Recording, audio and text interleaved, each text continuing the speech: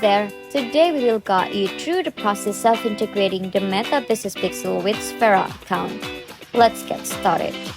First, log into your Facebook Business account and open the Meta Business Suite. Once you're in the Meta Business Suite, navigate to the menu by clicking All Tools.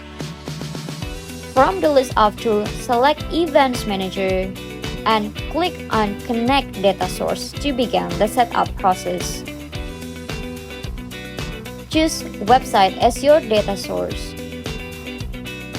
Next, create a new dataset by entering a name for your pixel. Once you fill in the name, click Create to move forward. Now, choose Connect manually to proceed with the manual setup. Select Metapixel only to focus on setting up the Metapixel and then click Next to continue. Here, you can directly copy the Metapixel ID. This ID is crucial for integrating with Sfera.